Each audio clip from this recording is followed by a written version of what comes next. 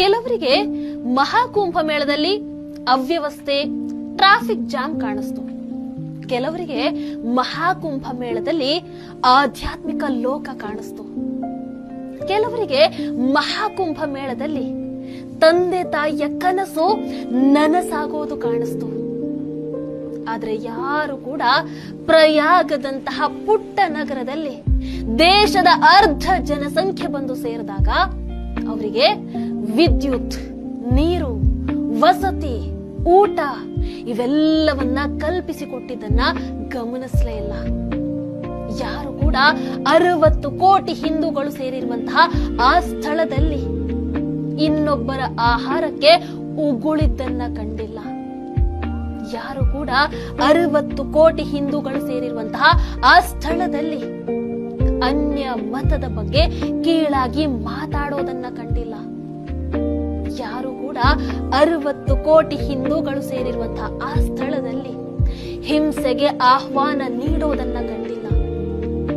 ಯಾರು ಕೂಡ 60 ಕೋಟಿ ಹಿಂದೂಗಳು ಸೇರಿರುವಂತಹ ಆ ಸ್ಥಳದಲ್ಲಿ ರಸ್ತೆ, ರೈಲು, ರೈಲ್ವೆ ಸ್ಟೇಷನ್ಗಳಲ್ಲಿ ಪೂಜೆ ಮಾಡಿ ಘೋಷಣೆಗಳನ್ನ ಕೂಗಿ ಇನ್ನೊಬ್ಬರಿಗೆ ತೊಂದರೆ ಕೊಡೋದನ್ನ ಕಂಡಿಲ್ಲ.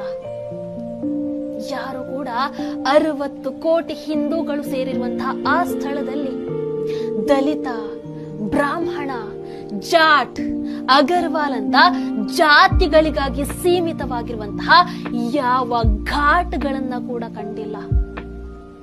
ಯಾರು ಕೂಡ 60 ಕೋಟಿ ಹಿಂದೂಗಳು ಸೇರಿರುವಂತಹ ಆ ಸ್ಥಳದಲ್ಲಿ ಒಬ್ಬನೇ ಒಬ್ಬ ಹಸಿವಿನಿಂದ ಮಲಗಿದ್ದನ್ನ ಕಂಡಿಲ್ಲ.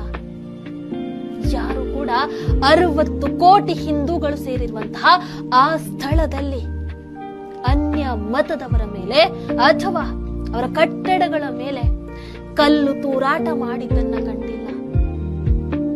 ಯಾರು ಕೂಡ 60 ಕೋಟಿ ಹಿಂದೂಗಳು ಸೇರಿರುವಂತಹ ಆ ಸ್ಥಳದಲ್ಲಿ ವಿದೇಶಿಯರನ್ನ ಬಲಾತ್ಕಾರದಿಂದ ಮತಾಂತರ ಮಾಡಿದ್ದನ್ನ ಕಂಡಿಲ್ಲ.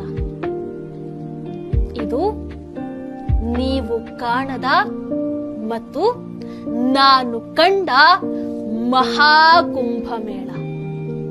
ಹರ ಹರ ಮಹಾದೇವ.